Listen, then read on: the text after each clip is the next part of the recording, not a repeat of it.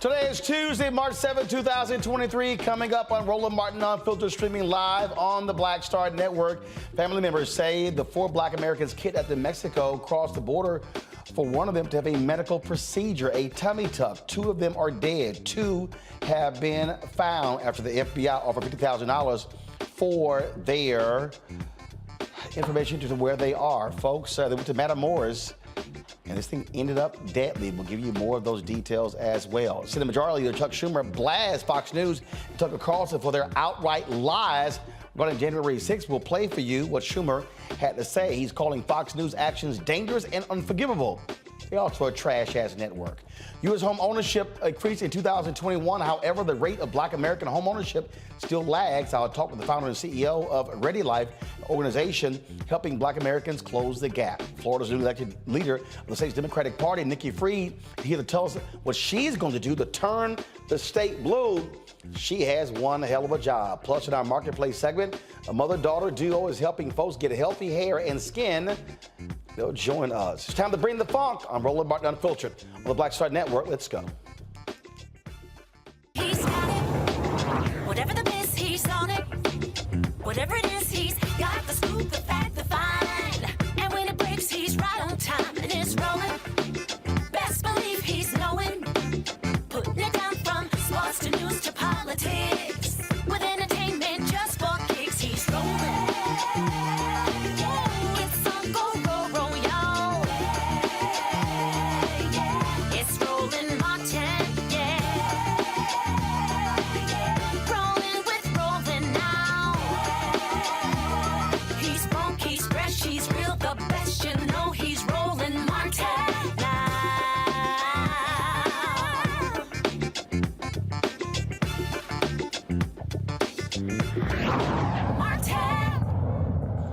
Two African Americans in Mexico are dead. 2 have been found. One is one of those found injured. They were kidnapped on Friday when they went there to Matamoros, where one of them was trying to get a tummy tuck.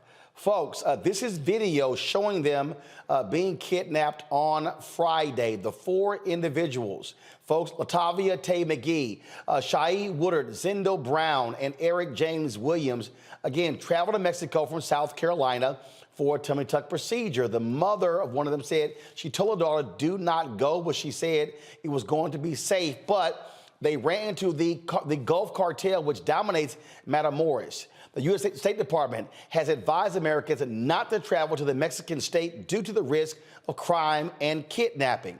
And the FBI got involved, had a $50,000 notice out, information leading to where they were. They partnered with Mexican law enforcement agencies as well. Again, 2 of the 4 have been killed. 2 have been found. My panel, Dr. Mustafa Santiago Ali, former senior advisor for environmental justice at the EPA, Dr. Candace Matthews, statewide vice chair, Texas Coalition of Black Democrats, Dr. Larry J. Walker, assistant professor, University of Central Florida. Candace, I want to start with you. There are a number of people who travel to Mexico and other countries to get medical procedures. I know somebody who went to Turkey for their veneers. Folks go to Mexico for plastic surgery. You got Brazilian butt lifts. We can go on and on and on. We're talking about going to a place here where folks went for a tummy tuck, 2 are now dead. You know what, Roland? Let me tell you something. You have people that always go to Mexico for different surgery procedures, as well as veneers, as well as gastric bypass and things of that such. And normally what they would do, they'll have them to where they would travel with an actual medical bus that would take them to the medical hospital, then also take them to for them to get their medical procedure. But what happened on that specific video was horrid, and it was horrific. That video pretty much pushed me over the edge to the fact where I don't even want to go to Mexico, okay? Because, one, what I'm interested in at this point right now, what is it that the U.S. is going to do? What type of plan do they have in place to retrieve our brothers and sisters?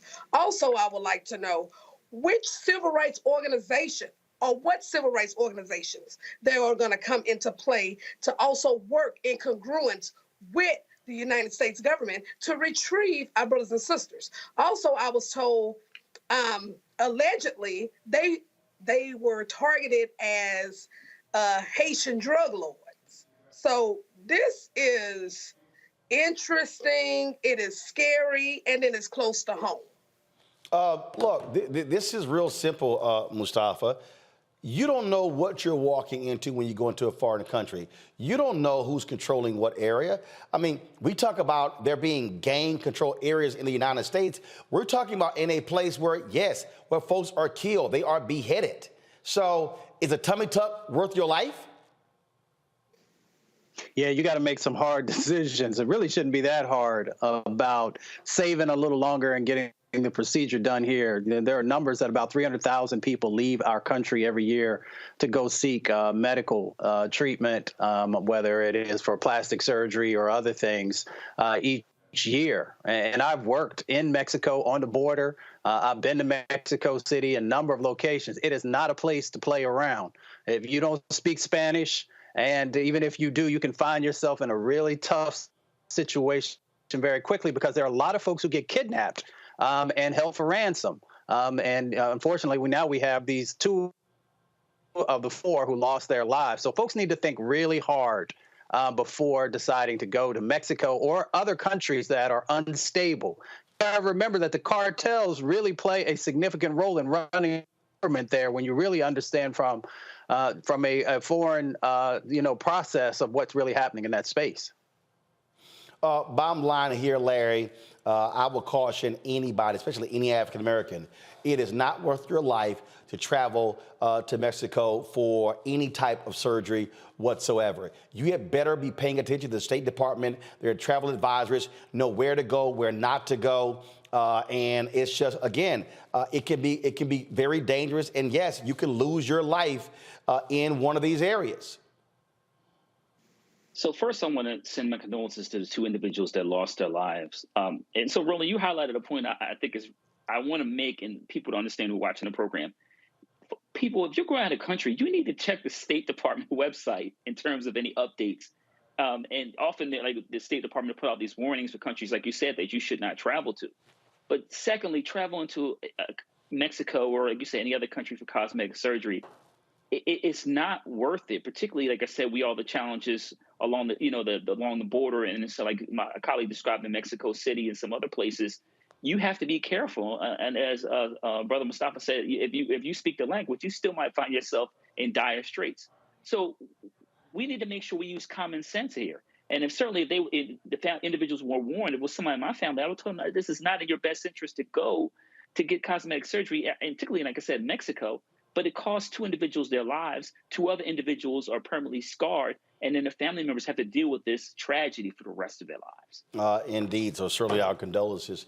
But folks, do not put your life, don't play Russian roulette with your life if you're running out trying to get one of these surgeries. I mean, this should be cautious, a caution flag to anybody who is thinking about this very issue. And so, again, it is a huge problem. When we talk about people traveling places for medical procedures, we'll discuss that next right here on Roland Martin Unfiltered on the Black Star Network.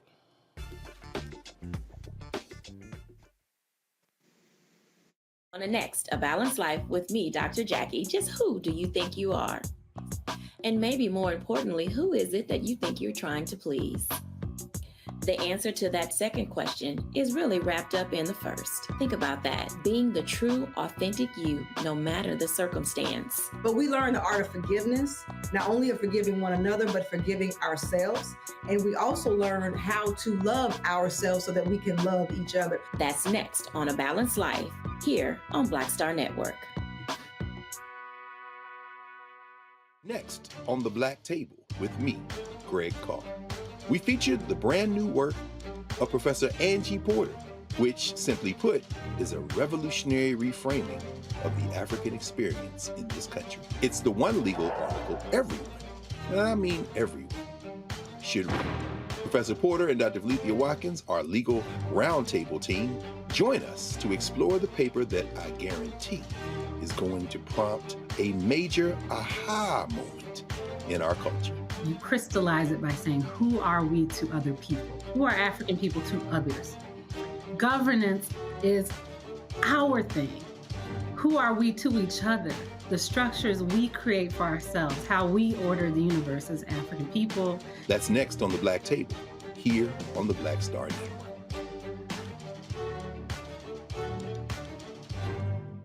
I'm Deborah Owens, America's Wealth Coach, and my new show, Get Wealthy, focuses on the things that your financial advisor and bank isn't telling you, but you absolutely need to know. So watch Get Wealthy on the Black Star Network.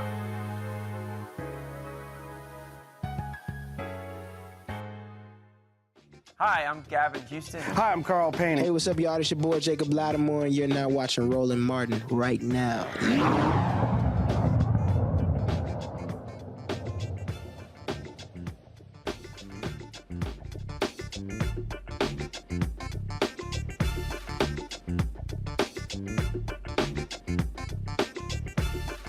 Patients Beyond Borders, an organization that helps find medical care in other countries, says up to 1 million U.S. citizens travel each year for medical procedures in other countries. For Americans, Mexico is the most popular destination. Patients can save up to 70% on procedures. Joining me now from Baltimore, Natasha Murphy, the Director of Public Health at Center for American Progress. Glad to have you on the show. Really, Natasha, what this points to is a fundamental problem with the American healthcare system when people are forced to travel to other countries to get medical procedures. Yes, and thank you so much for having me, Roland. Truly a pleasure to join you and your viewers tonight. As you mentioned, you have Americans who are traveling in droves to foreign nations to seek healthcare services. And the primary driver behind that is the cost of services here in the U.S. So you have individuals who are uninsured, underinsured, or even those with insurance who know that to seek more affordable care, they have to leave our nation's borders and visit countries like Mexico and Costa Rica to get the healthcare services that they need. And as I say, I mean, we're talking about just all types of procedures, and we're not talking about a place like Canada. I mean, again, I know somebody who went to Turkey for veneers. Yes. And it, like you said, Roland, it is a mix of elective procedures, necessary procedures, as well as some of the cosmetic work. People are willing to travel the hundreds of thousands of miles to seek care that is more affordable because they know that they can't afford it here in the U.S. And so when we talk about, what are some of the other countries we're talking about beyond Mexico? Sure. So one of the most popular destinations, in addition to Mexico, are places like Costa Rica. You also have areas like Thailand and India. And these are some countries that, due to just the dynamics of their healthcare landscape, their governments play a more active role in negotiating prices and negotiating for more affordable elements like prescription drugs. And as a result, their healthcare costs are significantly lower. And that really is enticing Americans to cross borders to seek care. So, from a congressional standpoint, state standpoint, is anyone trying to do anything about this? Because obviously, we've heard these folks two lost their lives. Other people have actually died getting various procedures in other countries because you don't have the same standards that you do here in the United States. Absolutely. Oftentimes, the cost of medical tourism can be your life, which is much higher a price than necessary. And so our lawmakers at the federal and state level do recognize that affordability is a primary concern for their residents and for their voters. And so potentially impactful reforms that have been explored at the federal and state level include policies and bills that would limit surprise medical billing and prevent some of the severe medical debt that we've seen in this country. In addition, there's been a huge push to advance transparency requirements that would inform residents and consumers up front about the costs of their healthcare services before they seek them. And that's been incredibly impactful in just providing people with the information that they need to know ahead of time. And then finally, it is critical that we expand access to affordable and comprehensive health coverage. Individuals should have access to insurance that they can afford and that covers the litany of health services that they need. All right. Natasha Murphy with Center for American Progress. We appreciate it. Thanks a lot. Thank you. Folks, on Friday, President Joe Biden recognized an African-American member of the military whose paperwork had been lost. Well, we know how that goes. In fact, they denied opportunities for many African-Americans to receive the nation's highest award. Paris Davis, a retired colonel, United States Army, again was recognized for conspicuous gallantry. This was a ceremony that took place on Friday. My fingers for battle. He is my loving God and my fortress, my stronghold, my deliverer, my shield, in whom I take refuge. Ladies and gentlemen, please join me as we mark this very special occasion in prayer. Almighty God, author of liberty and champion of the oppressed, I praise you for the life, heroic leadership, and distinctive service of your humble servant, Colonel Retired Paris D. Davis. Our Army has always counted on our leaders to be fully committed to our nation's ideals, to our Army values, and to all the soldiers under their command. Colonel Davis is a warrior leader who demonstrated what it looks like under the most challenging of conditions. We are humbled and inspired by Colonel Davis's example. In the moments that mattered most to those with him from the Operational Detachment Alpha 321 5th Special Forces Group Airborne and the Army of the Republic of Vietnam 83rd Regional Force Company with him on that day of battle in 1965, your servant displayed uncommon fortitude and courage and the willingness to sacrifice his own life to save others. The men under his charge looked to him for leadership, and by your strength, he delivered. As Colonel Davis rightly receives our nation's highest military award for valor in action, for distinguishing himself by acts of gallantry above and beyond the call of duty, I humbly ask that his legacy not be defined by this moment or the receiving of this medal, but may the legacy of this medal and the rich history it bears be further evidenced and enriched by the character, selflessness, and heroism of Colonel Davis. And may his life, which has been marked by a commitment to you and a sacred commitment to all that freedom-loving people cherish and hold dear, serve as a continued beacon of inspiration for all who witness today's activities and learn of his courageous actions under fire.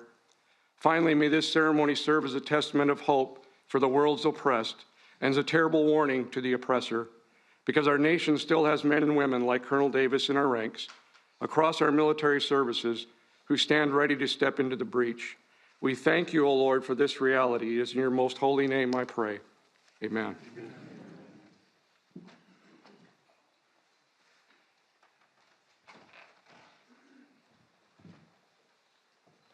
Please be seated.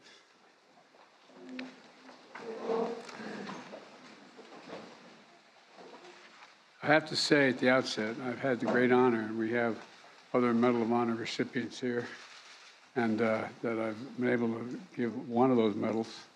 And we have 5 here, but this, Secretary, may be the most consequential day since I've been president. It's an incredible man. 158 years ago today, in this White House, President Lincoln was putting the final touches on his second inaugural address. And he wrote, "Let us strive to finish the work we are in, to bind up the nation's wounds, and care for him who shall have borne the battle." Today, 58 years after he bore the battle, we honor a true hero of our nation, Colonel Paris Davis. I've had a chance to get to talk to him a little bit. We talked on the phone, and he doesn't know, but we're going to talk a lot more. Incredible guy. The Medal of Honor, created during Lincoln's presidency, is our country's highest military award, recognizing gallantry above and beyond the call of duty. That word gallantry, it's not much used these days, gallantry. But I can think of no better word to describe Paris, to describe you. I really can't. Gallantry. And everyone here feels exactly the same way. That includes Secretary Austin and Secretary McDonough and Secretary of the Army Wormuth and the Vice Chairman Grady and General McConville, Representative Byer. Where's Representative Byer? Thank you. Thank you for pushing this a little bit. Appreciate it. For joining us. A lot of these corporations or people that are running stuff push black people if they're doing a certain thing. What that does is it creates a butterfly effect of any young kid who, wants to leave any situation they're in, and the only people they see are people that are doing this. So I gotta be a gangster, I gotta shoot, I gotta sell, I gotta do this in order to do it. And it just becomes a cycle. But when someone comes around and is making we don't do, they don't want to push it or put money into it. So that's definitely something I'm trying to fix too, is just show there's other avenues. You don't gotta be a rapper, you don't gotta be a ball player, you can be a country singer, you can be an opera singer, you can be a damn whatever, showing the different avenues. And that is possible, and it's hard for people to realize it's possible until someone does it.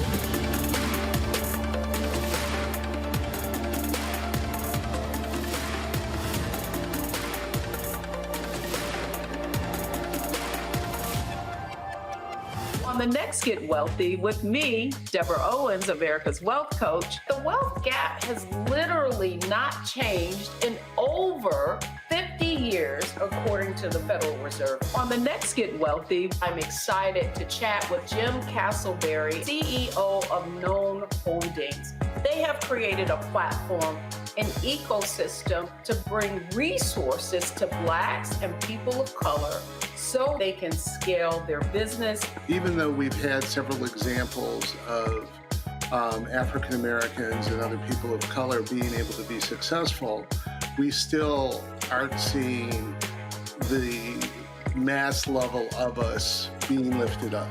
That's right here on Get Wealthy, only on Black Star Network. Yo, it's your man Deion Cole from Blackish, and you're watching Roland Martin Unfiltered. Stay woke. Today. Now, as many of you know, Paris will be the first to tell you that he hates the word I, that it was his team who served and his team who sacrificed. So today, I'm truly honored to welcome one of those teammates, Ron Dice. Where's Ron? Ron.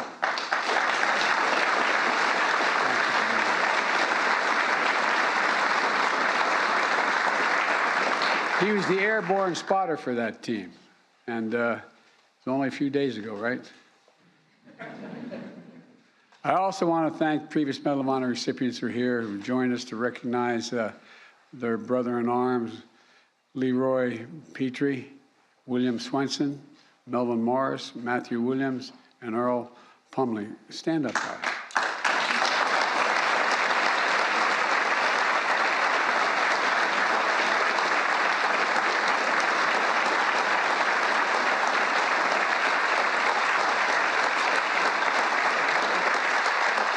You're looking at courage in the flesh. And finally, Reagan Stephanie Paris, you already know this, but your dad was a hero, but he didn't have to win this medal for you to know that. You knew it all along. You really did, didn't you, when you were kids? You knew growing up. And, you know, and like you, I wish your brother Christopher was still with us to see your dad's finally recognize his story. You know, it's a story that didn't just begin in the Vietnamese village 58 years ago. Instead, picture Paris in 1956, the son of a Midwestern foundry worker, starting his first year at Southern University in the heart of Louisiana. The college football team quickly noticed that Paris had the grit and the guts it needed on the team. So before long, Paris not only joined the team, but he was named All-American before us. He's a very slow learner, this guy. I tell you what, but off the field, Paris saw constant reminders that to many, he was less than an American. And that in the eyes of the law, he was less than a person. Signs on bars that read whites only, seats on buses were off limits for African Americans, schools, streets, shops divided by segregation. Paris endured all of this and still chose to join his college ROTC unit, volunteering to serve a country that in many places still refused to serve people who looked like him. Right away, it was clear that Paris was a born warrior. He became an Army Ranger. Then he jumped at the chance to join the Green Berets, becoming one of the nation's first black Special Forces officers. Paris liked the Green Berets because they were elite. It wasn't just, as Paris once said, Joe here, Joe there. By the way, it didn't offend me you said Joe here, Joe there. I mean, that didn't bother me. But the Green Berets, like our country then, weren't free from discrimination either. People pulled Paris aside to warn him, are you sure you want to join? There aren't a lot of people like you, look like you in this outfit.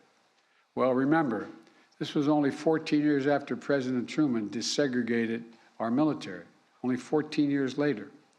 But Paris didn't listen to them, and thank God he didn't. Paris helped write the history of our nation. And this year, we celebrate the 75th anniversary of our first fully integrated armed forces, and name Paris Davis will still stand alongside the nation's pioneering heroes.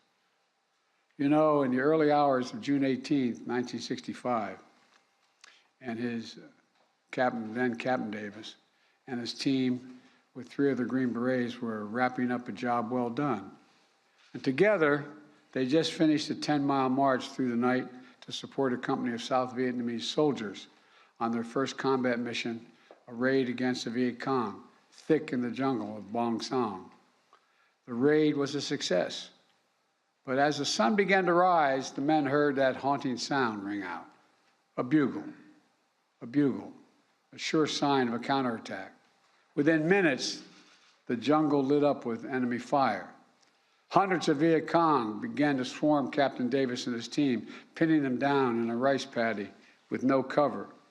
Captain Davis rallied his team to fight back. Getting so close to the enemy, he was battling them hand to hand. Hours, this is the part that stuns me, hours into that fight, Captain suddenly heard a sound worse than the bugle, his teammate crying out for help.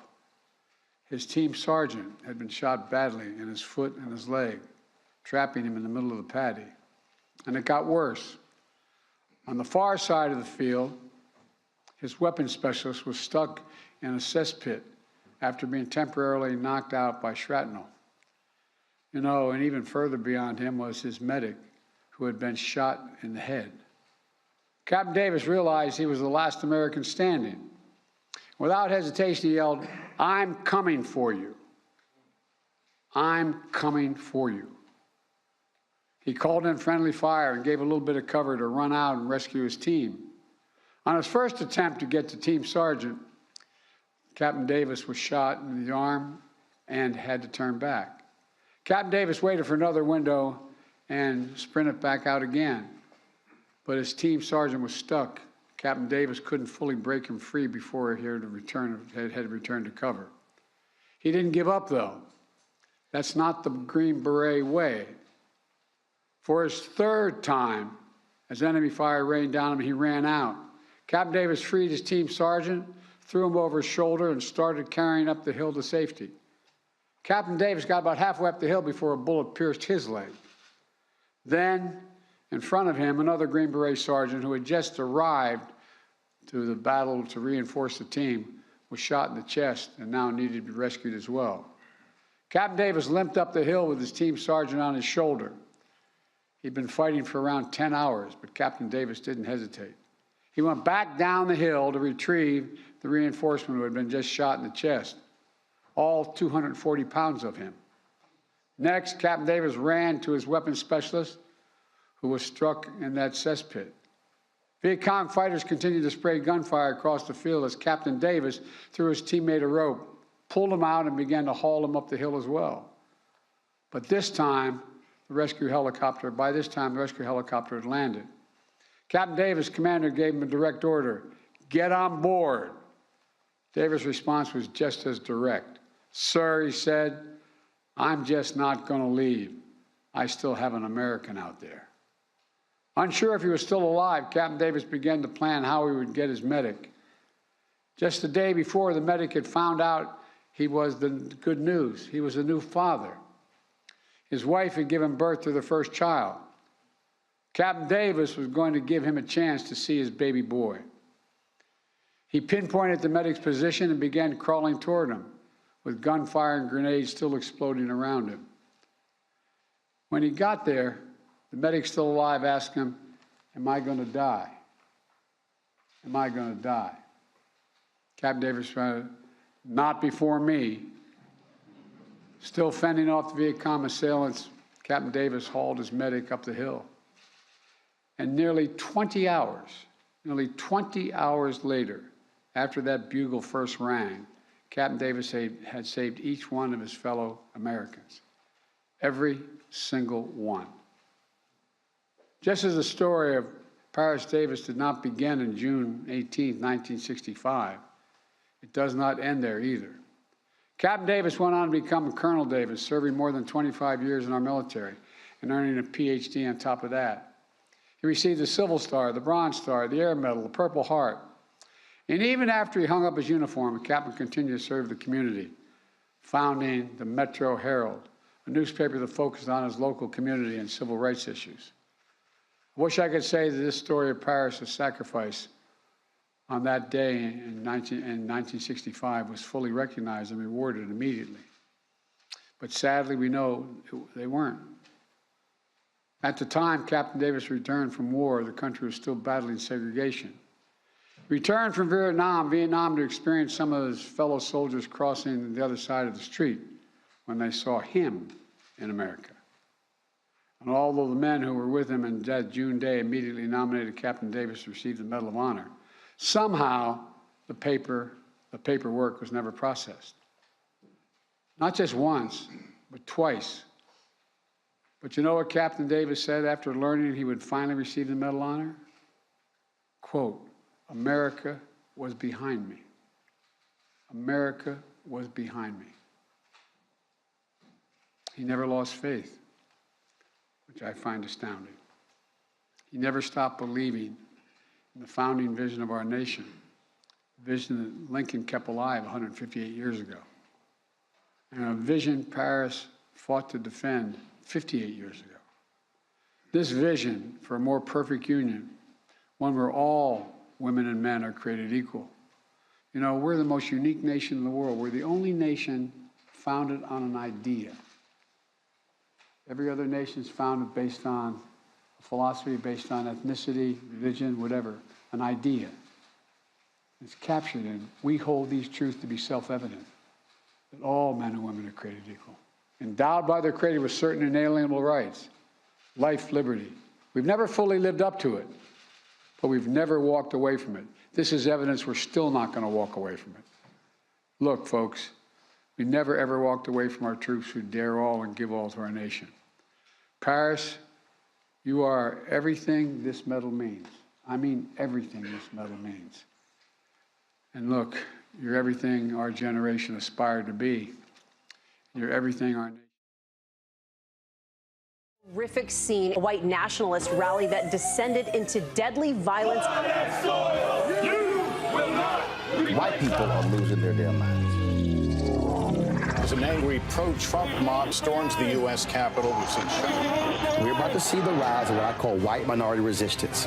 We have seen white folks in this country who simply cannot tolerate black folks voting. I think what we're seeing is the inevitable result of violent denial. This is part of American history. Every time that people of color have made progress, whether real or symbolic, there has been what Carol Anderson at Emory University calls white rage as a backlash. This is the rise of the Proud Boys and the Boogaloo Boys. America, there's going to be more of this. Here's all the Proud Boys, Dave. This country is getting increasingly racist in its behaviors and its attitudes because of the fear of white people. The fear that they're taking our jobs, they're taking our resources, they're taking our women. This is white fear.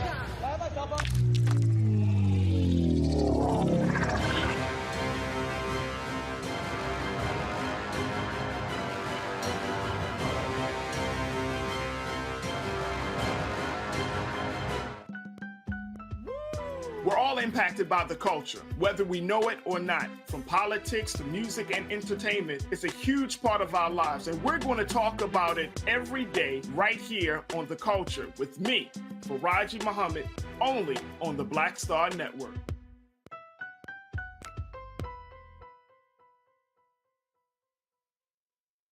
What's up, y'all? I'm Will Packer. Hello, I'm Bishop T.D.J. What up, Lana Well, and you are watching Roland Martin Unfiltered. Best. Brave and big-hearted, determined and devoted, selfless and steadfast. American. American. And now, at long last, it's my great honor to ask Lieutenant Colonel Rowe to read the citation.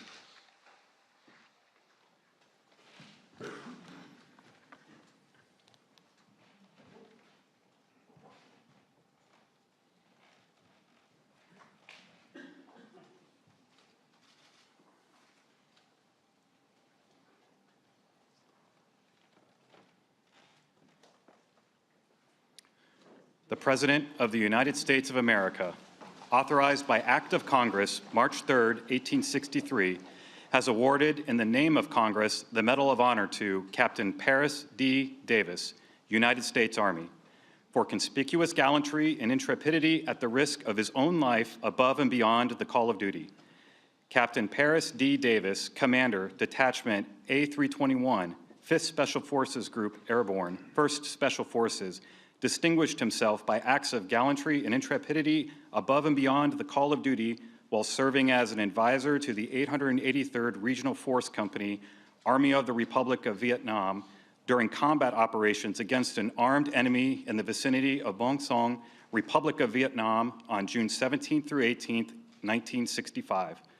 Captain Davis and 3 other U.S. Special Forces advisors accompanied the Vietnamese 883rd Regional Force Company on its first combat mission, a daring nighttime raid against a Viet Cong regional headquarters housing a superior enemy force.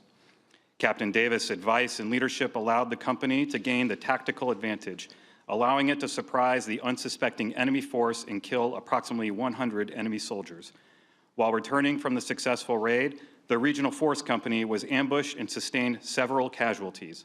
Captain Davis consistently exposed himself to the hostile small arms fire to rally the inexperienced and disorganized company. He expertly directed both artillery and small arms fire, enabling other elements of the company to reach his position. Although wounded in the leg, he aided in the evacuation of other wounded men in his unit, but refused medical evacuation himself. Following the arrival of air support, Captain Davis directed artillery fire within 30 meters of his own position in an attempt to halt the enemy's advance. Then, with complete disregard for his own life, he braved intense enemy fire to cross an open field to rescue his seriously wounded and immobilized team sergeant. While carrying the sergeant up a hill to a position of relative safety, Captain Davis was again wounded by enemy fire. Despite 2 painful wounds, Captain Davis again refused medical evacuation, remained with the troops, fought bravely, and provided pivotal leadership and inspiration to the Regional Force Company as they repelled several Viet Cong assaults on their position over a period of several hours. When friendly reinforcements finally arrived, Captain Davis again refused medical evacuation until he had recovered an U.S. advisor under his command who had been wounded during the initial ambush and presumed dead. While personally recovering the wounded soldier, he found him severely wounded but still clinging to life. Captain Davis directed the helicopter extraction of his wounded colleague, not leaving the battlefield himself until after all friendly forces were recovered or medically evacuated. Captain Davis' heroism and selflessness, above and beyond the call of duty at the risk of his own life, are in keeping with the highest traditions of military service and reflect great credit upon himself, his unit, and the United States Army.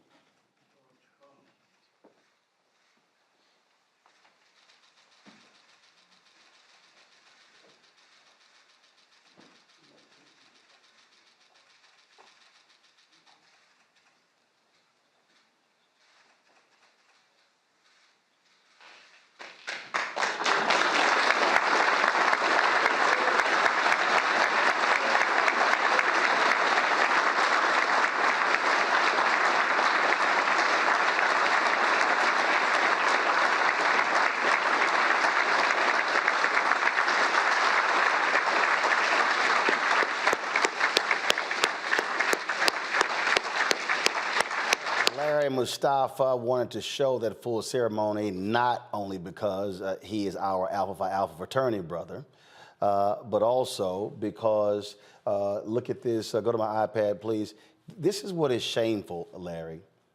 He was immediately recommended for the Medal of Honor, but the paperwork was lost twice. This man is 83 years old. He could have become an ancestor and never gotten this recognition. And this is the reality of the racism that we face. And the reality is there have been a couple of others that President Biden has honored that have been, that were delayed in receiving the highest honor because of racism in the U.S. military.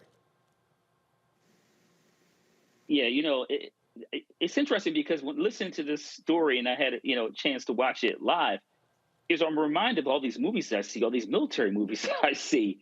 But many of them don't depict these kind of experiences for African Americans that risk their lives multiple times on the battlefront and save the lives of their comrades. And Roland, you're right. It's tragic when we talk about this history of racism, and then all of our family and friends who've served and honorably served in the U.S. military. This particular story is tragic, as you said. He could have very well have not been honored while he was still among us. So I'm glad, give a shout out to President Biden and the White House for honoring him. It's decades too late. And unfortunately, this is a story we hear too many times in terms of African Americans that have fought for this country and been brave in terms of the level of bravery, but not be recognized at that time. So hopefully we're hoping the military has evolved and changed over the years. And congratulations to the colonel, well deserved. And as you said, I'm proud. He makes me proud to be an Alpha man. It's just again, here you are, an African American, Mustafa. You you literally put your life on the line, and racists still don't give a damn and deny this man 60 plus years his rightful honor. Yeah, it's amazing the things that Black soldiers have had to go through. And, first of all, it is an honor that he was finally recognized for his service and dedication to our country. It's interesting when you look at how many people have received the Medal of Honor. There have been 3,516. And out of those, only 95 have been African American. So when you look at the percentage of the folks from our communities who have actually won the award, it's about 3%, even though we know that we show up in huge numbers to defend our country. I grew up, my stepfather actually was shot twice in Vietnam and never received the Purple Heart or any other medals for his service. So I know that, you know, it is still real that there are men who are out there who have never been recognized for their dedication to our country. But I want to thank President Biden for trying to do what he can to rectify, you know, the disproportionality that comes with honoring our veterans. Candace. Our Black veterans. Candace, go ahead. Okay, and you know what? I'm just going to say this. Kudos to President Biden for doing what's right. I really appreciate that. But I'm also saddened because racism has raised its ugly head once again. Because Captain Paris was supposed to been got this award. And then all of a sudden you saying that they lost the paperwork twice? We know that's a damn lie. You didn't want to give this man an award who defended his country over a country who don't give a damn about him. And I'm just going to be straight up about it. But at the end of the day, I'm glad that he was able to get it, because at the end of the day, he can rest well knowing that his work wasn't done in vain. Yeah, absolutely. Folks, this is, again, it boggles the mind, but it really doesn't. And when you listen to these people out here who act as if, oh, systematic racism doesn't apply. Think about it. To Mustafa's point, how many other soldiers who have made the ultimate sacrifice have never been honored? Yes, there's a Black Secretary of Defense in retired 4-star General Lloyd Austin. But the fact of the matter is, this is what we see and deal with on a constant basis. African Americans not getting their just due, not just in the military, but in many other places as well. This is the story of Black people in this country. And so when you listen to folks like Governor Ron DeSantis, and they don't like telling Black history, when you look at their attacks on critical race theory, their attacks on books by Black authors, their attacks on African-American studies programs, it is because this is the America they want to deny. They love to paint this picture. And everything is wonderful, that America is the greatest country the world has ever seen, that all these things that y'all talk about, why can't y'all just let that stuff go? Well, if we did, Colonel Paris doesn't get honored. If we did, numerous other African Americans all across this country who have done things in cities and states and towns and locales would never get honored. In Atlanta, they're going to be unveiling a statue to Zonona Clayton. Good, well deserved. And there are so many other African Americans who deserve to be honored. Yet we have a country that gladly will defend, or really a party, an ideology, largely white conservatives, who will gladly defend Confederate statues. I told you when I was in Texas, the monument that's there, dedicated to white domestic terrorists, a massive monument. This is the stuff that we have to deal with in this country. And so when someone says, oh, you should just forget those things, you should say, no, we can't. Because if we did, the Colonel Parises would never get their just due, would never get their respect and their honor. Which is also why the next generation can't be as callous and just have disregard to what happened before. Well, we must understand it's our responsibility as the current generation to ensure the next generation understands that the fight continues. Bernard Shaw, the late anchor at CNN. I remember when I called him and I said I wanted to use this clip when he was critical of white men in newsrooms. And he said, Roland, every generation has its turn. It's now your turn. Meaning, as African Americans, our job is to ensure that we are fighting on behalf of those heroes and sheroes who have been ignored, who folks want history to simply forget, who want us to somehow act as if their heroism is not deserving of public praise. It is our job, and we must continue to fight for them every step of the way. And so if you're sitting there watching and you say, this is performative, this doesn't impact us whatsoever, tell that to the families of the men that he saved. Tell that to his family, because now his children's children's children will be able to say that our father, our great-grandfather, our great-great-grandfather, our great-great-grandfather was honored with the nation's highest honor, that in the face of racism and bigotry, he still cared enough about his fellow soldier. That is the story of black people in America. And yes, black history is American history, whether the racists today want to admit it or not.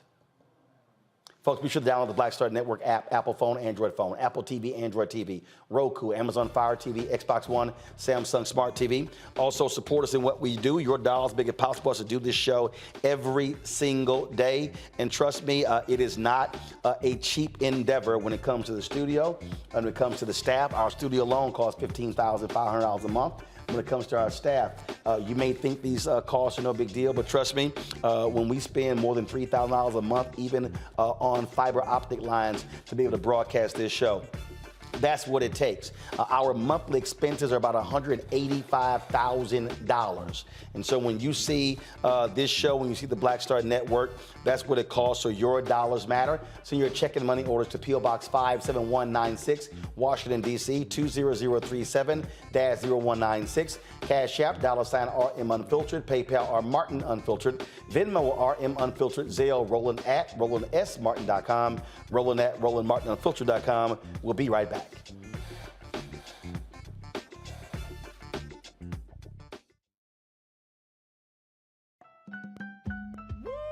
We're all impacted by the culture, whether we know it or not. From politics to music and entertainment, it's a huge part of our lives, and we're going to talk about it every day right here on The Culture with me, Faraji Muhammad, only on the Black Star Network.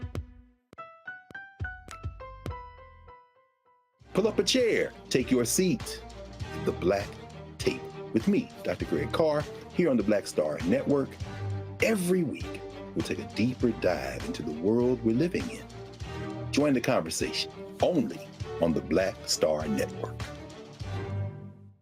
When you talk about blackness and what happens in black culture, we're about covering these things that matter to us, speaking to our issues and concerns. This is a genuine people-powered movement. There's a lot of stuff that we're not getting. You get it, and you spread the word. We wish to plead our own cause. Too long have others spoken for us. We cannot tell our own story if we can't pay for it. This is about covering us. Invest in black-owned media. Your dollars matter. We don't have to keep asking them to cover our stuff. So please support us in what we do, folks. We want to hit 2,000 people, $50 this month, raise $100,000. We're behind $100,000, so we want to hit that. Y'all money makes this possible. Check some money orders. Go to P.O. Box 57196, Washington, D.C. 20037-0196. The Cash App is $RM Unfiltered. PayPal is R Martin Unfiltered. Venmo is RM Unfiltered. Zelle is Roland at RolandSMartin.com. This is Judge Mathis. What's going on, everybody? It's your boy Mac Wiles, and you are watching Roland Martin Unfiltered.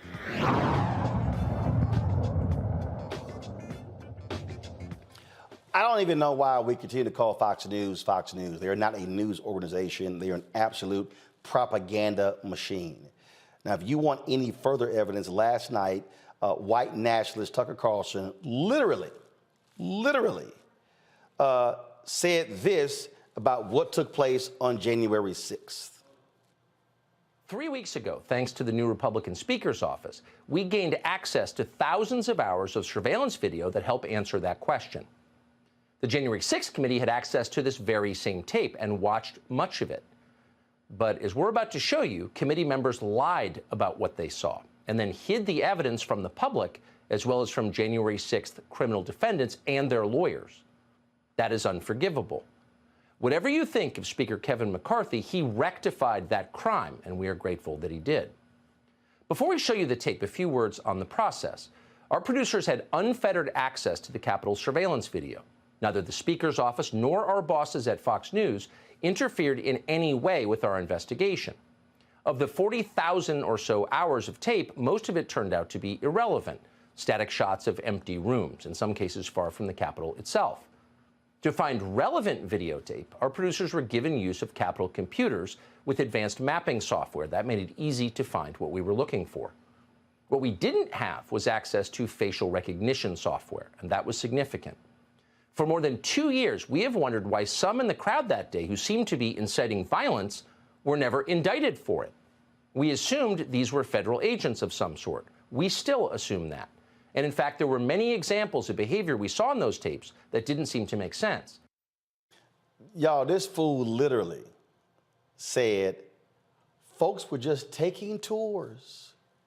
They were just walking through the Capitol, no big deal. There was no violence. Senate Majority Leader Chuck Schumer had the same expression that I have right now. And he said this today on the floor of the Senate. Mr. President, last night, millions of Americans tuned in to one of the most shameful hours we have ever seen on cable television. With contempt for the facts, disregard of the risks, and knowing full well he was lying to his audience, Fox News host Tucker Carlson ran a lengthy segment last night arguing the January 6th Capitol attack was not a violent insurrection. By diving deep into the waters of conspiracy and cherry-picking from thousands of hours of security footage, Mr. Carlson told the bold-faced lie that the Capitol attack, which we all saw with our own eyes, was somehow not an attack at all. He tried to argue it was nothing more than a peaceful sightseeing tour. Can you imagine? A nonviolent demonstration, a perfectly fine and appropriate instance of people expressing their opinion. I, so many others who were here in the Capitol, and millions of Americans are just furious with Tucker Carlson and Kevin McCarthy today. Many of my staff were here at the Capitol on January 6th. Their lives were put in danger, as were the lives of many of my colleagues, as well as police, maintenance staff, reporters, countless others. At one point, I was within 30 feet of the rioters. One of them, I was told, shouted out, "Let's get him," before my detail pulled me away and we ran in the other direction. To say January 6th was not violent is a lie pure and simple. I don't think I've ever seen a primetime cable news anchor manipulate his viewers the way Mr. Carlson did last night. I don't think I've ever seen an anchor treat the American people and American democracy with such disdain. And he's going to come back tonight with another segment. Fox News should tell him not to. Fox News, Rupert Murdoch, tell Carlson not to run a second segment of lies. You know it's a lie. You've admitted it's a lie. And Speaker McCarthy is every bit as culpable as Mr. Carlson. Speaker McCarthy's decision to share security footage with Fox looked like a mistake from the very beginning. But after last night, it looks like a disaster. Speaker McCarthy has played a treacherous game by catering to the hard right. He's enabled the big lie and has further eroded away at our precious democracy. When people don't believe elections are on the level, that's the beginning of the end of this bold experiment in democracy that has gone on for more than 200 years. It's all the more shameful because Speaker McCarthy knows precisely what kind of customer Mr. Carlson is. He's not surprised by this outcome. What a low point for Speaker McCarthy. What a low point for Fox News. As reporting on the Dominion lawsuit shows, Mr. Carlson had no problem admitting behind the scenes that the big lie is pure garbage. When Sidney Powell went on the air to push the stolen election narrative, Mr. Carlson told fellow anchor Laura Ingraham that Sidney Powell is lying. His words by the deposition. Mr. Carlson's own producer texted him that, quote, "I don't think there is evidence of voter fraud that swung the election." They know full well they've been lying, and they're doing it anyway. We all, Americans of all types and stripes and corners of this country, Democrats, Republicans, independents, need to take a stand and call out Mr. Carlson's conduct for what it is, a dangerous, unforgivable attempt to destabilize our democracy and rewrite the history of the worst attack on our Constitution since the Civil War. It's an insult to every police officer who was on the scene that terrible, fearful day. It's an insult to the memory of every single person who perished in connection to the attack, especially to the memory of Brian Sicknick. Nonviolent? Ask the Sicknick family. It makes me sick just thinking about what his family must be going through this morning. And it's an insult to everyone who cares about our democracy and wishes to preserve the dream of our founders in our day, in our age. I hope every member of this chamber will call out Fox and Mr. Carlson for defending the insurrectionists. And again, I am disappointed and angered in Speaker McCarthy's decision to share sensitive security footage with Mr. Carlson. Speaker McCarthy was here that day. He knows what actually happened. His staff and members suffered like everyone else, but he chose cheap political expediency over truth and preservation of democracy. I condemn Mr. Carlson for siding with the enemies of democracy. I strongly condemn Speaker McCarthy's actions and fiercely oppose his decision to share this footage with Carlson. I urge Fox News to order Carlson to cease propagating the big lie on his network and to level with their viewers about the truth behind the efforts to mislead the public. Conduct like theirs is just asking for another January 6th to happen. Bottom line here, Mustafa, we are dealing with a shameful organization that purposely lies to people. Shame on Rupert Murdoch.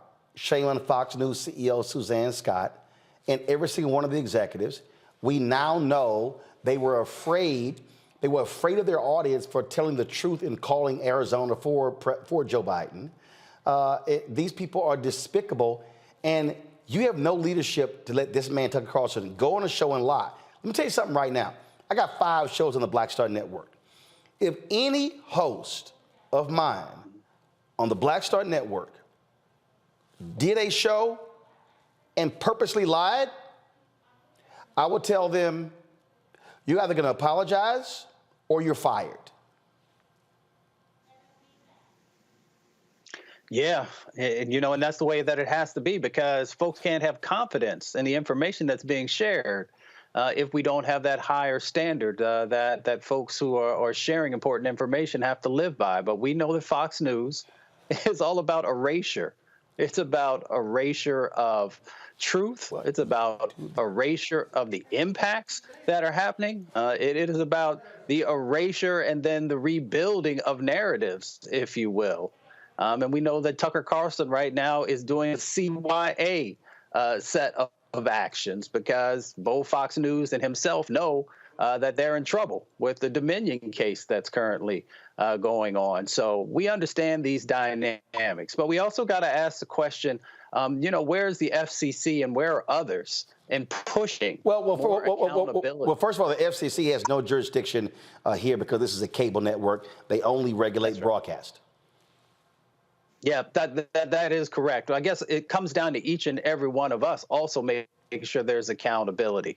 For those folks who are sponsors on these shows that are pushing these false narratives, we got to make sure that we are not supporting them or we're reaching out to them and letting them know that we will no longer utilize our dollars with them if they continue to support this misinformation that is continuing to be pumped because it is dangerous and it does nothing to help our country. So we have to realize that we also have power in this moment to play a role in the accountability that's necessary in keeping Fox News in check. Candace. In my opinion, everybody, let's hold hands. Welcome to another petty episode of white people fighting each other, but not going to do anything to help Black people. Okay, you can't save a republic until you end racism. Okay, what happened on January the 6th was motivated by racism. It was a clear view of what racism looks like today. So just me seeing these white people going back and forth with each other, but y'all really don't have the interest of what you gonna do for Black people. So you better go find you something else and find you something safe to do. The thing here, Larry, they want to tell a different story. They literally want to tell all of the millions watching, hey, there was no violence. It was sightseeing. I mean, Tucker Carlson is a flat-out liar. So is Sean Hannity. So is Laura Ingraham. And if you're Rupert Murdoch and you're Suzanne Scott, you are knowingly allowing one of your employees to completely lie about January 6th, and you're lying to the audience, and you defend that because, oh, they might go to Newsmax and elsewhere. This is a trash network. So this conversation about, what happened January 6th reminds me, it kind of parallels the same folks who believe the Confederacy was about states' rights, but states' rights to do what? And it's almost like, Roland, I feel like when I used to watch wrestling on Saturday mornings back in the day when I was a kid, and, I thought it was real until someone told me it was fake. This weird idea about what is reality and what is not is always so strange for me when it comes to Fox News. But they give folks spoon-feed folks the information based on their beliefs they already have. Fox News will continue to tell these lies. We will continue to have problems when it comes to democracy if we don't put it to an end. Now, I don't know, people talk a lot about this lawsuit with Dominion, but the fact of the matter is that Fox has made billions of dollars off of all these fabrications, these blatant lies. But once again, what does it cost? The cost is our own democracy. And sharing this footage also puts many members of Congress in danger because it also, so this is a really tragic time in our country's history. The last thing I want to add, Roland, is as a former congressional staffer with my boss, I've walked with him with a badge on and tried to get to the U.S. Capitol and have Capitol police officers stop me. So we saw on January 6th what happened in terms of how they pulled back and let a lot of folks were able to get in the building, fight their way into the building. But the idea of that, how in terms of a country, we just allow folks to get away with this and some people in this country not willing to do anything about it is tragic. And once you say we never put Fox News, we have to put this to an end. At the end of the day, folks, this is a lying network. They don't believe in truth. They don't believe in honesty. They will allow their people to go on the air, purposely lie in order to keep making money. When y'all see people come on this show, people like, oh my God, Roland, you were too tough on Philip. You were too tough on the sister who was pro-life. This is very simple. I do not allow people to come on this show and lie. And if you lie, Republican, Democrat, black, white, don't matter, I'm gonna stop you, I'm gonna check you, and I'm gonna gut you. Because what I cannot allow is for my audience, this is when you have respect for the audience. I cannot allow any person watching or listening to this show to hear something and go, well, Roland never said anything. He didn't push back, so therefore it must be true. In the case of Fox, and I'm not going to call them Fox News, in the case of Fox, Suzanne Scott, the CEO, Rupert Murdoch, Lachlan Murdoch, his son, they are purposely allowing their on-air talent to go on the air and lie to the public, to knowingly lie. They are sanctioning it because they want to keep making money. They do not want to lose conservative viewers to Newsmax or One America News or the rest of these other conservative outlets. When you sacrifice the truth, how dare you challenge anybody else when it comes to being honest and having integrity? Fox News has literally no integrity, no morals, no values, no conviction. All they care about is money. And we must call it for what it is. Got to go to break. We come back. We'll talk black home ownership and what is being done to close the gap. We've never had black home ownership above 50%. My next guests believe they can help make that happen. You're watching Roland Martin Unfiltered on the Black Star Network. Back in a moment. A lot of these corporations or people that are running stuff push black people if they're doing a certain thing. What that does is it creates a butterfly effect of any young kid who, wants to leave any situation they're in, and the only people they see are people that are doing this. So I gotta be a gangster, I gotta shoot, I gotta sell, I gotta do this in order to do it.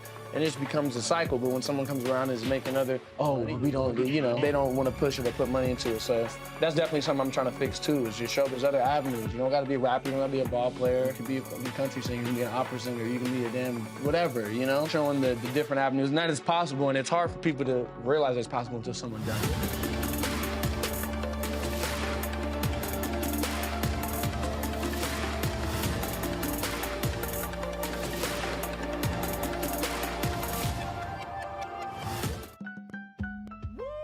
We're all impacted by the culture, whether we know it or not. From politics to music and entertainment, it's a huge part of our lives, and we're going to talk about it every day right here on The Culture with me, Faraji Muhammad, only on the Black Star Network.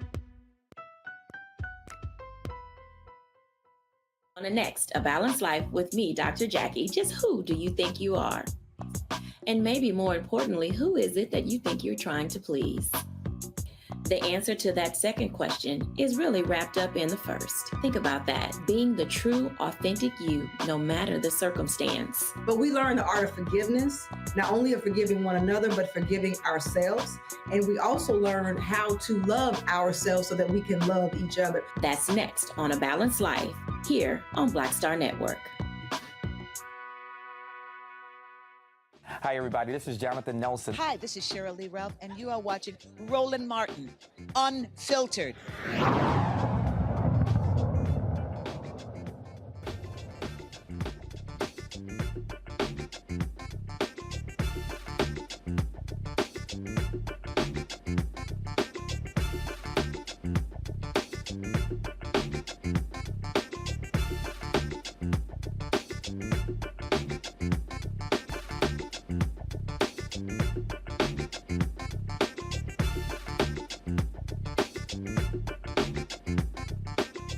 Folks, the black-white home ownership rate in this country is at its widest gap in more than a decade. The national rate for home ownership is 65.5%. For African Americans, it is 44%.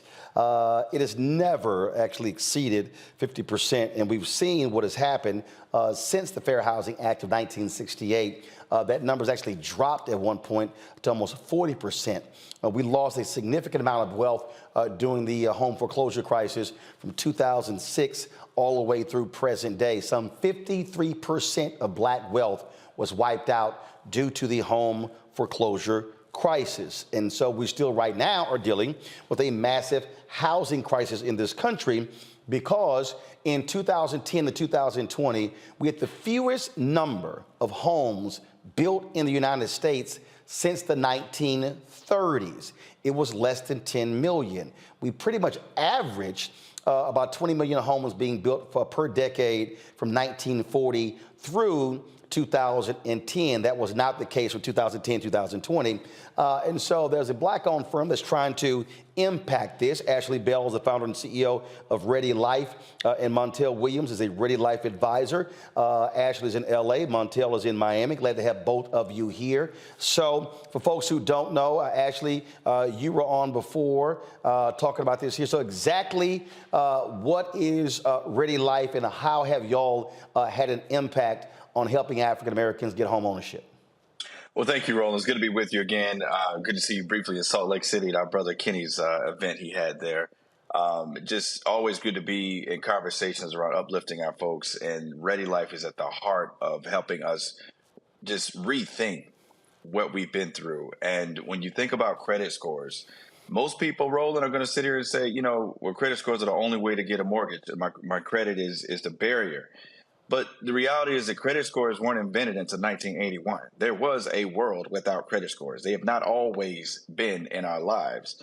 But what we've seen with credit scores are that they've been the source of Black mental health challenges, people feeling ashamed by these 3 digits, people feeling like these 3 digits control their entire life. And the reality is that we believe that you can qualify for a home by your rent payment primarily instead of your credit score. And so, look, in Atlanta, the average rent in Atlanta is $1,530. The average mortgage in Atlanta is $1,538. So there's an $8 difference between owning and renting. Yep. But the person who's renting is paying it every month, but they don't create the equity and create the wealth. That's what we're trying to change. Montel, what people have to understand, we get all of these banks complaining about toxic assets. We all remember 2007, 2008, and that whole period. When we bailed them out, shored up their bottom lines, they held onto those homes, then sold them to private equity. So part of the reason why we're in a housing crunch today is because private equity owns so many homes. They're forcing people to rent. To Ashley's point, I mean, there are people who literally are paying more money to rent than it costs to actually have a mortgage. And you would think that policymakers will be trying their best to make some changes to get folks to own, because when people own, they actually have a different mentality about their street, their neighbor, their street, their block, their neighborhood. Absolutely right. I mean, and you just said it, policymakers have determined that maybe it's not time for us to be as equitable as we think we're trying to be as a nation. And what we're trying to do is make sure that they keep more people who have been marginalized, keep us marginalized. But I think that that's where you got to give a big shout out to Ashley and to Ms. King for forming a group like this, which is going to allow so many more people to have a touch of that American dream, or a bite at that American dream. Ashley, what is your capacity? So first of all, for folks who don't understand how real life works, how many people are you hoping to assist each year, and explain exactly the process in terms of them, paying, how you're helping them actually own the home? So here's what we do. You can go to ReadyLife.com. You can go on the Apple Store or Android Store right now. Download the Ready Life app. Our goal is to be where you bank with us. And so we underwrite you based off of data of how you spend.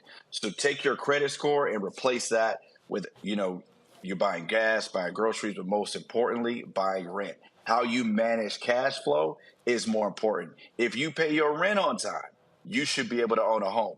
If your mortgage payment is equal to or less than your rent payment, we believe that you have the credit necessary to own a home. So we see you paying it because you do it through our app. You bank with us. We take that data, and then ultimately we'll be able to fund your mortgage between 6 and 9 months of data. Now, for people with bad credit, it's too many people paying these companies $59.99 a month to do credit repair and get stuff removed off your credit report. We don't cost you anything. We just take the data that you're already using and use it to your advantage. And by doing that, we're able to process you for a loan. And it's going to be in areas where there's CRA credits, because the banks need to buy credits, Consumer Reinvestment Act credits. So we're able to ultimately take these loans, and we're still going to sell them back to the banks. The difference is we take a risk on people who are renters. And then once we prove that you can pay your mortgage, then the banks will come buy the paper. But our job is to take the risk that they won't. How many folks you think you'll be helping your first year? I think we'll get into a couple thousand. I think we're going to have some target markets where the market is good. I think, if you look at, Atlanta, Houston, Dallas, Miami, places like that, the market is not as bad. People are able to, where rent and mortgages are the same. If you live in a city where rent and mortgages per square foot are the same, we're a good product for you. And I think that's where we're going to focus. Montel, this is a much different way of doing this. There's so much attention that's placed on a credit score, and we all know even how that game is played and how it's used against people. And first of all, the credit score game is just so stupid to me. Like for instance, they tell you, oh, to keep your credit score high, don't pay off your credit card. Well, hell, last I checked, if you didn't have debt, I would think you're the kind of person folk would want buying something, but it's but it's actually held against you. I mean, and then of course we have no idea how the algorithm was created, and then you got 3 major bureaus, and so you might have a low score on one, mid to high on others, and then the people go, oh, we're going to use a low score. Well, what the hell? It's a rigged game. It's absolutely ridiculous. You nailed it right on the top. It's a rigged game to make sure that people stay marginalized. This is something that, we got to start facing some facts here. As we look at America these days, we're looking at a nation that everybody's afraid of what Black people may achieve or may not achieve, and we only represent right now 11% of this country. So that means that 9 out of 10 people in this country are not Black. So we really aren't an entity, a mass to be feared, but we are feared. And I'm glad the fact that we have Ready Life that's stepping in right now to say, you know what, we're ready to take, not a chance, but we're ready to give you the opportunity that you need. And that's what's so important about the difference of what's going on here and with, credit scores and all this other garbage. Indeed. So, Ashley, you said probably a couple thousand this year. And so what is your 5-year plan? How many people you hope to have involved and assisting with Ready Life? Yeah, so, we would love for people to sign up now because our job is to show the banks that this is doable. So ultimately, the system is only going to work once we can prove to the banks what we already believe, that someone who pays their rent on time is going to pay their mortgage on time. So we're going to fund the first mortgages, and then eventually we're going to sell them to the banks. And once the banks realize that, hey, you're right, these renters are going to pay on time, then we'll open up an entirely new marketplace, and we won't be the only ones doing it. You'll see what normally happens in America. Once you prove you can do something, everybody jumps in the game. But that's what we want. I want to have the competition. I want more people out here offering credit scoreless mortgages because, to your point, the average age of the first Black homeowner is 48 years old in this country. You're 48 years old before you buy your first home if you're Black in America. You sign a 30-year mortgage, but you die at 75, which means that your mortgage is still due and you still owe debt by the time you die at 75. We're trying to take that down a decade. So not only do we want to get mortgages out the door, we want to make the mortgage borrower younger. So if you're out there right now, you got a college student who's paying rent, they should be paying it through Ready, because the moment they get out of college and they get their first job, they can own a home at 28 instead of 48. That is how you create wealth. Get that starter home, sell it, roll it into another home. So about 48, they're sitting on hundreds of thousands of dollars of equity so they can start a business, take care of their family, do whatever they need to do to take care of mom and dad. That can't happen if you're not buying a home until 48. We got to get the age younger. Share it with your college students, with your young people. Indeed, because I bought my home 1999. It was $122,000. The last appraisal was appraised at $325,000. I paid it off in 2008. My parents lived there. My sister and her daughter used to live there. So there were 3 generations of my family living in the house that was paid off. So they've been able to live, and their economics are impacted by not having to pay rent or pay a mortgage. So that's also how home ownership works. So even though I'm not there, they still are able to benefit from it. That's how, again, we are able to impact when we actually own, as opposed to always being in a position to rent. That appraisal that you talked about, you got to understand that right now in this day and age in America, just because you are the owner, your appraisal probably came in about 15 to 20% lower than someone who's comparable house in a white neighborhood. Yep, absolutely, absolutely. And trust me, for the last 4 years, they've been blowing up my phone with text messages and calls asking, do I want to sell in cash? And I'm like, nope, leave me the hell alone. Because mom and dad doing just fine there. Ashley Bell, Montel Williams, we certainly appreciate it. Thanks a lot, gentlemen. Thanks you, brother. All right, got to go to a break. We'll be back. Roland Martin Unfiltered on the Black Star Network. YouTube, folks, hit that like button. We should easily be over 1,000 likes. Share button on Facebook. Same thing on our Black Star Network app. And don't forget, download our app. We're trying to get to 100,000 downloads real fast, folks. We've crossed the 1 million threshold on YouTube. Let's have 1 million downloads of the Black Star Network app. Apple phone, Android phone, Apple TV, Android TV, Roku, Amazon Fire TV, Xbox One, Samsung Smart TV. Watch us on Amazon News. You pull up Amazon Fire, you can see us streaming live 24 hours. If you have Alexa, all you got to say is, Alexa, play news from Black Star Network, and our content will be played right there. Don't forget, support us in what we do as well. Your check and money orders go to P.O. Box 57196, Washington, D.C. 20037-0196. Cash App, $RM Unfiltered. PayPal, R Martin Unfiltered. Venmo is RM Unfiltered. Zelle is Roland at RolandSMartin.com. Roland at RolandMartinUnfiltered.com. And don't forget to get a copy of my book, White Fear, How the Browning of America is Making White Folks Lose Their Minds. Get it at available bookstores. Download it on Audible. We'll be right back. Folks, Black Star Network is here. I'm real revolutionary right now. Support this man, Black Media. He makes sure that our stories are told.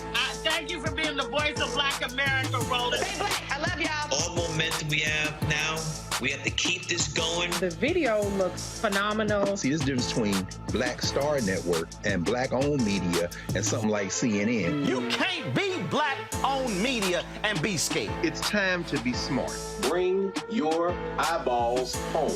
You dig?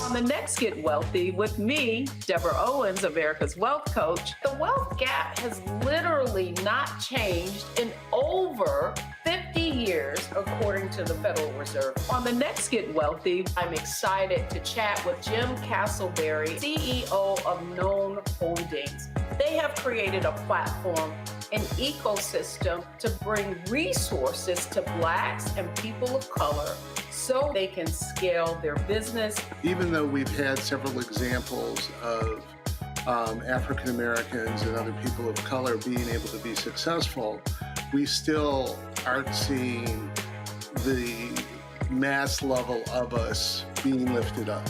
That's right here on Get Wealthy, only on Black Star Network. Hey, I'm Deion Cole from Blackest. What's up? I'm Lance Gross, and you're watching Roland Martin Unfiltered.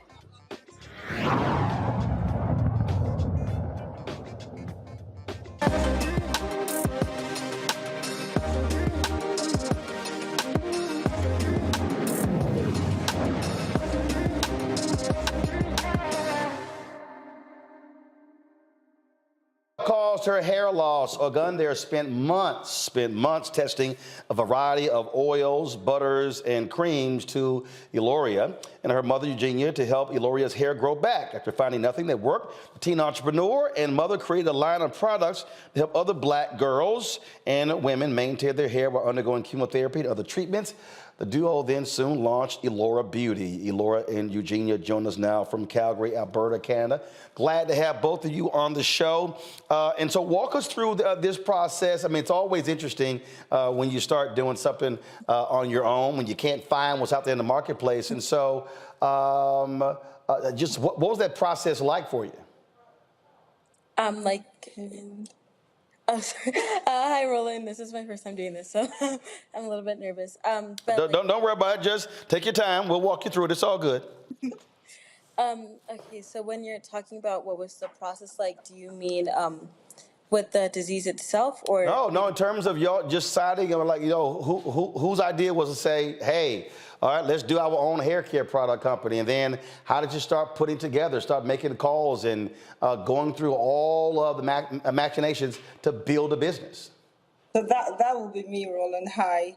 So when Eliora lost her hair, we tried products out there to kind of help with the growth. But at the time, Eliora was 8 and she had been out of school for about a couple of months. So she was nervous going back to school without any hair, and we're kind of desperate to find something that would work quickly. So I just started to experiment with, oils and butters that we had at home. And they started working. The hair started growing out thicker and, healthier with more density. And then, a couple of friends who knew what the process was when she lost her hair started asking about it. So we spent a whole year, giving it out to friends and families just to see if the result would be the same. And by the second year, we decided to have an official launch. And at that time, I was still making it at home, small scale. But now we've kind of grown it to, having a co-packer down in Quebec, handling all the production. And that's where we are now. So for both of you, did you have any experience in running a business and working in a hair care business prior to this? I do have another business, a cookie business, but with a hair care, no. It was just born out of a need, I would say. We needed something, and that was how we started, really. And so now, how do y'all divvy up duties? Who does what? She tries to, I do all the formulation and dealing with the chemist and dealing with the lab. So she handles the social media. Market it and stuff like that, making videos to post. Yeah. All right, so how do y'all settle disagreements? Sounds like there are at times disagreements. Yeah. Just mother telling daughter what to do, I guess. Come on now, okay, first of all, what are y'all titles? Are you co-CEOs? How do y'all work that out? Yes, co-founders, both of us co-founders, yeah. So she goes to all the, vendor events, and she gets to talk to people, and I kind of handle the more intense consultation, telling people how to take care of their hair, basically. So she handles she's the face. So she's prettier than I am, so she's the face. All right, so when y'all having disagreements and you disagree with Mama, how do you handle that? We pull that in. Go ahead. That's when Dad comes in. I think the only disagreement we've had, really, or we have, is just time management. Yeah. She gets tired sometimes of going for trade shows and having to sit all day and talk to people.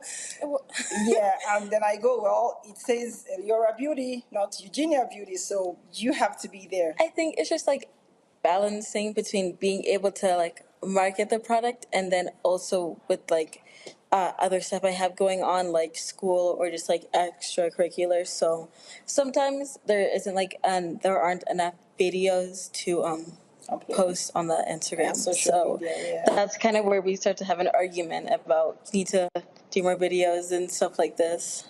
How old are you? I'm 15. Okay, you're 15. And so when your mom is arguing with you, not enough videos, do you say, well, why don't you go shoot some videos then? Usually I say that like my sister can help shoot videos because she really likes to make videos too. Like she's learned how to do it now. So usually that's when I'm like, well, Ketro can also make some videos. So that's usually how it goes. But then she's like, but you're like the face of the brand and stuff like that. So it's kind of like a back and forth. Yeah. Gotcha. Questions from my panel. Candace, you're first. Well, first of all, congratulations. I am so excited to hear about this. So my question is, what did you all do to get the actual product to help with Black women edges? Because that's a problem that we have because we were wearing those freestyle braids, and getting a perm and trying to get the braids at the same time. And took our edges out. So tell me, what is it that you all what product that you all put together to help with Black women edges? So that's actually one of our best sellers, and it's the Edge Booster, we call it. So we have two variations of that, and that actually works for the edges. So we have people with really, really thin edges, and they use it for months, and they come back and they say this actually works. And one of the things that I would say that really helps the Black hair will be texture. So we needed something that will make the hair more manageable. And that's where the hair mask and the leave-in conditioner comes in, because we have specific butters and oils that actually went into that to help to make the hair more manageable, to reduce the amount of tears, particularly for children on, wash days. Mustafa. Yeah, I got to ask the question for the fellas. Do you also have products that can help our hair as well? So for the hair, I guess the same products that work for the ladies will work for the men as well. Yeah, but like for beards and stuff, we have like conditioner, shampoo, and a beard serum. Larry, you don't have a need for their products, but you still have a question. Well, I got the beard. So they said some serum for the beard. So I can check out the beard products, but the hair products, we do have. Those days are gone. So my question is testimonials. So I know Roland talked about your story in the background, and if you could talk about what you're hearing, particularly from Black women, because we know it's the challenges Black women in hair in our society. Can you talk about the testimonials you heard from people to use your products? We have a whole lot, I have to say, and that's what makes it really fulfilling. We have photos on Instagram with, comments and text messages from mothers who have tried the product with before and after photos saying, this was how it was when I started using it, and it's been a month, this is what I have now.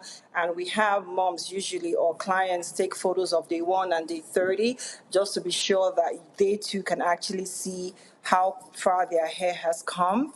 We get customers sometimes to take photos of the shedding that they have when they wash their hairs before they start to use our products, and then take shedding of the photos after they use our product, that way they can compare and see how healthy the hair is in between using our products. All right, then. All right, so you have these products here, and so are you looking to add more products down the line? Yes, based on customer feedback, yes, we are planning. So what we have right now, it's basically hair growth. The products we have right now were formulated based on the problems we're having at the time. So these are just engineered towards hair growth. We have had people who have thinning hair, and they've talked about, we need something that'll make our hair thicker, more density. We have moms who have asked for detanglers. So those are things that we are working on, but we can't rush it. We have to make sure it actually works before we put it out there. So that will probably happen maybe next year or the year after. All right, but also, so what is this Chin Chin Crunchy Cookie Snack that was in the package?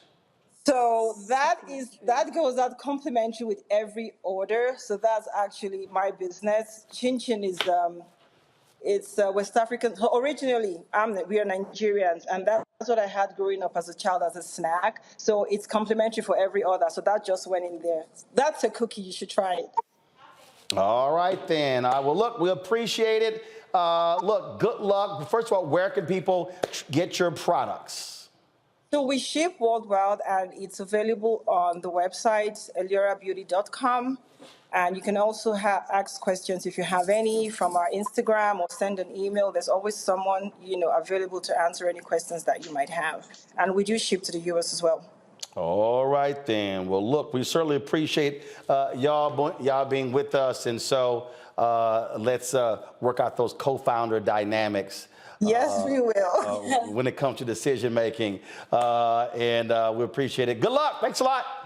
Thank you so much, Roland, for having us. Thank you so much. All right. Thank you very much. All right, folks. When we come back, we'll talk about the new head of the Florida Democratic Party. She's got a tough job trying to rebuild and restore a party that has been crushed in the last several elections. We'll talk to her next on Roland Martin Unfiltered on the Black Star Network.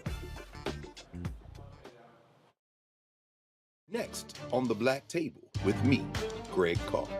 We featured the brand new work of Professor Angie Porter, which, simply put, is a revolutionary reframing of the African experience in this country. It's the one legal article everyone, and I mean everyone, should read.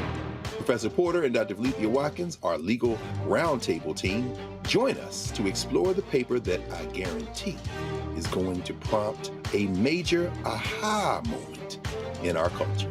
You crystallize it by saying, who are we to other people? Who are African people to others? Governance is our thing. Who are we to each other?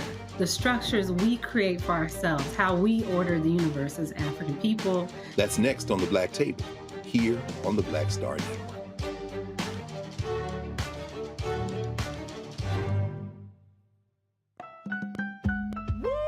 We're all impacted by the culture, whether we know it or not. From politics to music and entertainment, it's a huge part of our lives, and we're going to talk about it every day right here on The Culture with me, Faraji Muhammad, only on the Black Star Network.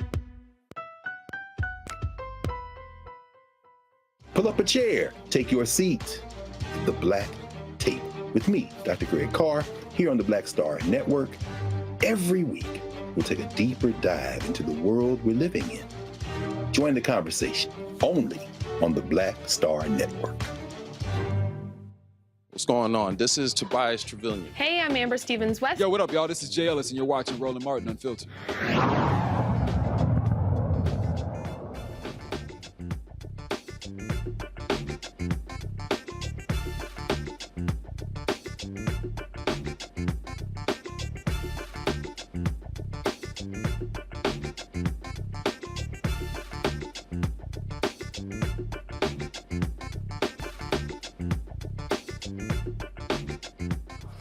All right, folks, Democrats in Florida have suffered a whole lot the last several different elections.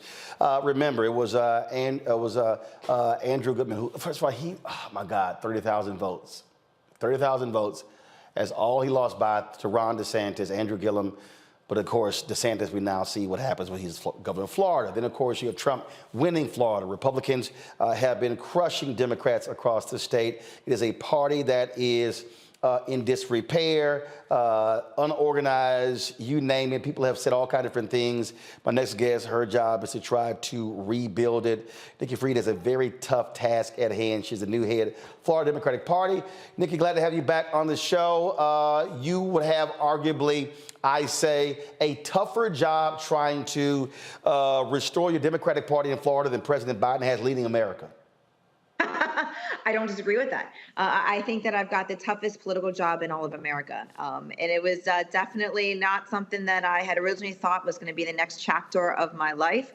But as you just said, we got to start winning again. And the party is in such disarray.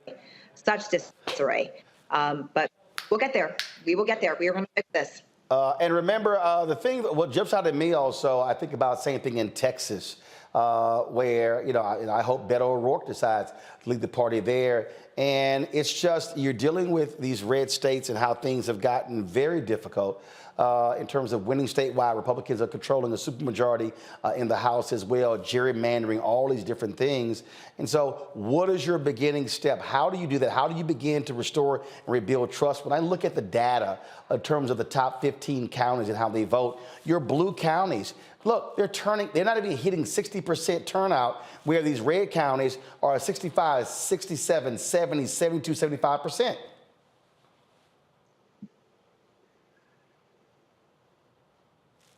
Nikki? I just lose. Yep. Am I still here? Yep, you're here. Go ahead. Looks like you're here. That's kind of like spotty.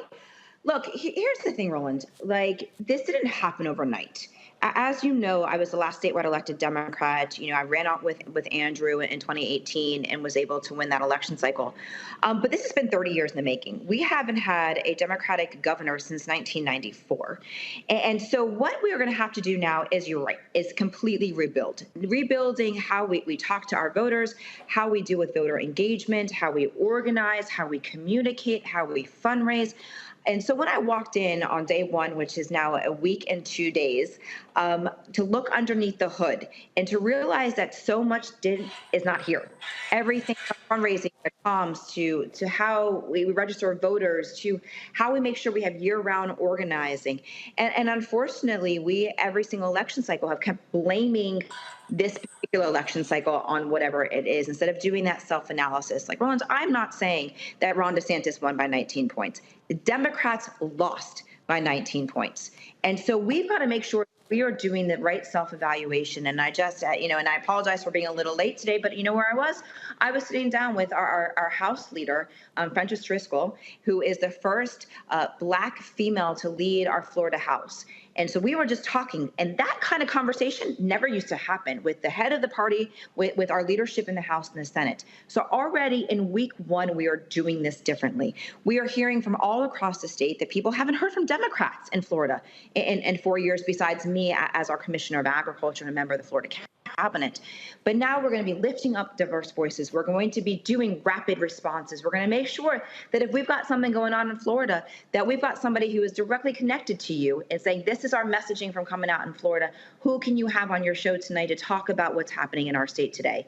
And this is what needs to happen, that Democrats need to learn how to fight back, and most importantly, also to be able to talk about the issues that are actually impacting the people every single day, not this culture war BS that DeSantis is pulling off. He's leaving our state to run for president, and we are going to be the ones who are going to be suffering from this radical agenda that doesn't gel with the everyday Floridians who can't afford their rent, who can't afford their property insurance, who can't afford, to even pay for gas and food on their plates, because the cost of living in our state has become so astronomical under this governor, and he doesn't care. Questions from our panel. Larry, you're there in Florida. I am, professor at UCF. So, question is, we talk about the Democratic Party. Roland already highlighted you did in terms of being bulldozed, right? We've just some serious challenges for Democrats. And when you look at the state's demographics, it's in the third largest state and one of the most diverse states in the country. And I'm wondering, and congratulations on your new election, if you plan on, in terms of, you talk about issues that people care about, talk about the kitchen table, are you planning on doing some kind of listening tour? I know you have to work on getting the Democratic Party organized and differences in the party, but what do you plan on doing in terms of a listening tour and going throughout the state, listening to voters and figuring out how not only you can have a stronger platform, but also in terms of recruiting even more people from minoritized backgrounds? 100%. I'm thinking things through very, very differently than we have thought before. First of all, yes, you can't, the car can't run if the tires aren't even on. And so first things first is I've got to put the tires back onto the car. But then we are going to be doing statewide tours, talking and most importantly, listening to our stakeholders in every demographic across the state, from the Panhandle all the way down to Key West, from our Black community to our brown community to our Muslim community to our faith-based community to our rural community, and listening to what's on the ground. The added benefit of me being chair is that I just came out of being our only statewide elected for 4 years. I just came out of running for governor of our state. So I have been doing a listening tour when I was running for governor to hear that. But it's going to be important that we're bringing those diverse voices into the party. So we are thinking through differently of creating a kitchen cabinet, of bringing back different diverse voices, making sure that there's a line item in our budget for community engagement year-round in all of our minority communities, making sure that we've got funding that's going towards our Black-owned radio and TV and print, and making sure that we are putting ourselves into positions that, one, we are listening, but we're showing up. How many times have I heard from our pastors across the state, why do Democrats only come to our churches right before election time? That ends. We're putting together a faith council. I keep hearing from our youth, we don't have a seat at the table. You keep discarding our youth and the next generation.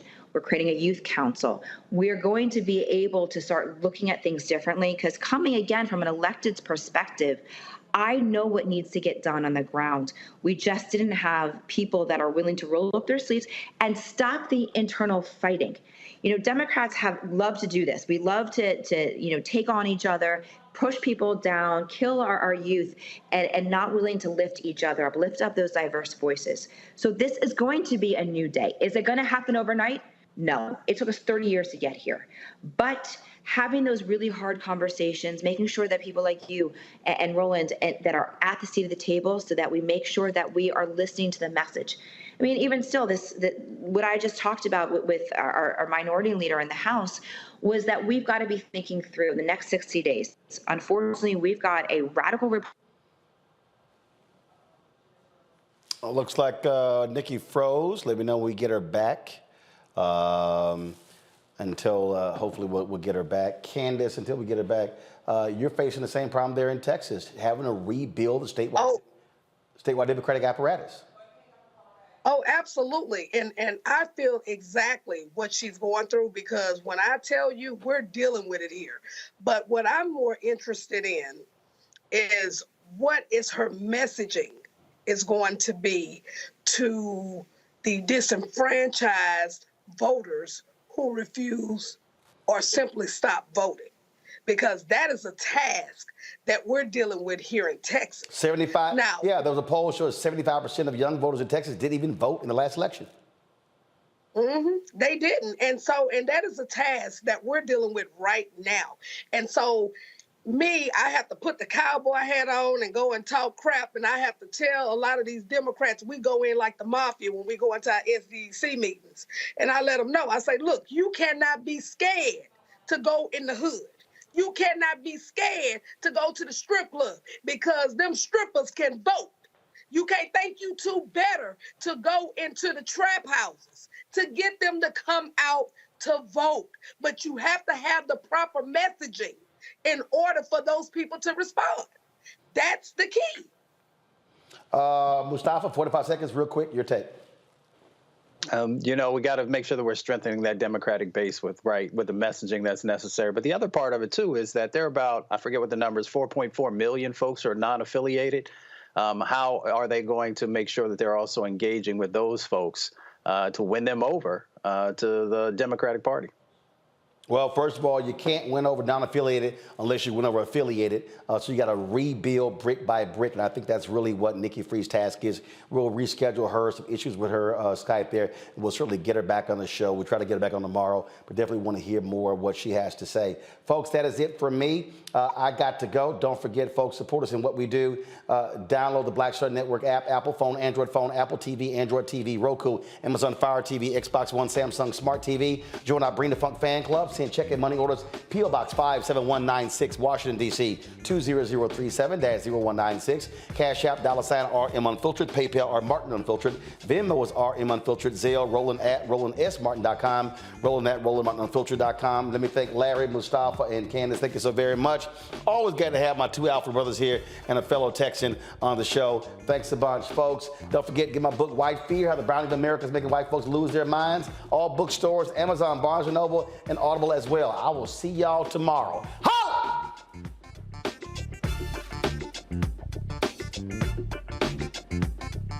Folks, Black Star Network is here. Hold no punches. I'm real revolutionary right now. Support this man, Black Media. He makes sure that our stories are told.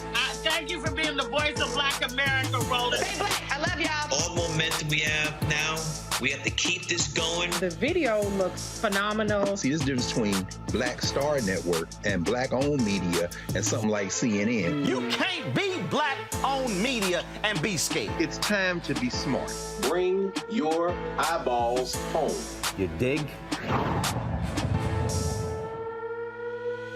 Pull up a chair, take your seat at the Black Table with me, Dr. Greg Carr, here on the Black Star Network. Every week, we'll take a deeper dive into the world we're living in. Join the conversation only on the Black Star Network. Hi, I'm Dr. Jackie Hood Martin, and I have a question for you. Ever feel as if your life is teetering and the weight and pressure of the world is consistently on your shoulders? Well, let me tell you, living a balanced life isn't easy. Join me each Tuesday on Black Star Network for A Balanced Life with Dr. Jackie. We're all impacted by the culture, whether we know it or not. From politics to music and entertainment, it's a huge part of our lives, and we're going to talk about it every day right here on The Culture with me, Faraji Muhammad, only on the Black Star Network.